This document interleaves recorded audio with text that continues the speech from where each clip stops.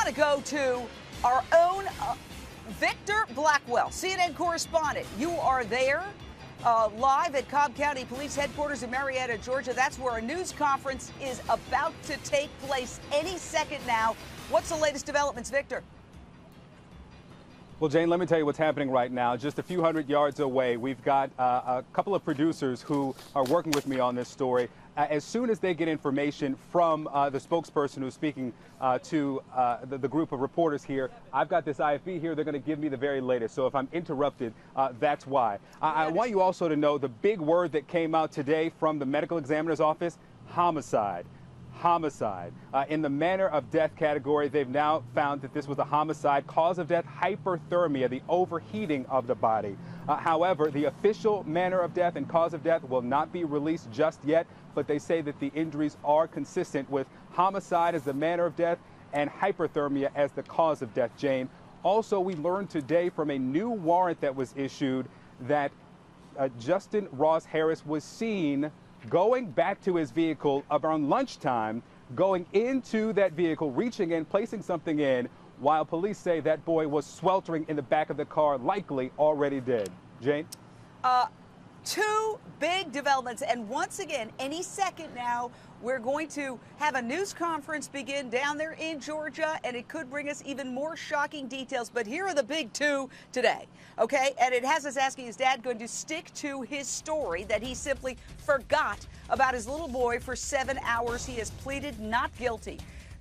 Justin Ross Harris, 33 years old, a web designer, took his son to Chick-fil-A for breakfast. Okay, he then strapped him in his rear-facing child car seat and drove just a half a mile to the office, leaving little Cooper inside that car, okay? So cops are suggesting tonight that he left the boy there on purpose. The latest warrant reads, during lunch, the accused accessed the same vehicle through the driver's side door to place an object into the vehicle. The accused then closed the door and left the car, re-entering his place of business. Again, the child remains inside. Is it possible that he didn't notice that his child was in the rear-facing seat?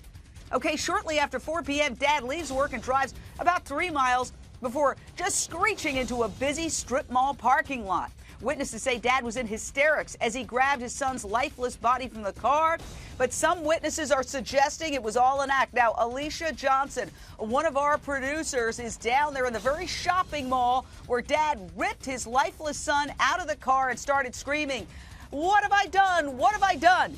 Alicia, you've been talking to a man who works at a pizza parlor there who witnessed that very moment when Dad's pulling the son out of the car. What did he tell you? That's right, Jane. I spoke with a chef at a local pizza joint earlier this afternoon. He told me he heard tires screeching, and when he went outside, he saw Justin, and Justin was screaming at the top of his lungs, "What have I done? What have I done?" Now, in this witness's opinion, the father was overacting or putting on a show. He did not get the impression that the father was being sincere. He said he himself felt more choked up than the dad was, and that the dad was not crying at all. He says the father initially said that the child had been choking, but the child did not look like he was choking. He was soaking wet and looked like he had been in a pool. He says he can't say for sure or not if the dad had anything to do with it, but he felt that he was really putting on a show, and that his mugshot, when he went back to look at it online, he said it looked like pure evil, and he felt like his father was really just pulling into that parking lot so people would see him and feel sorry for him.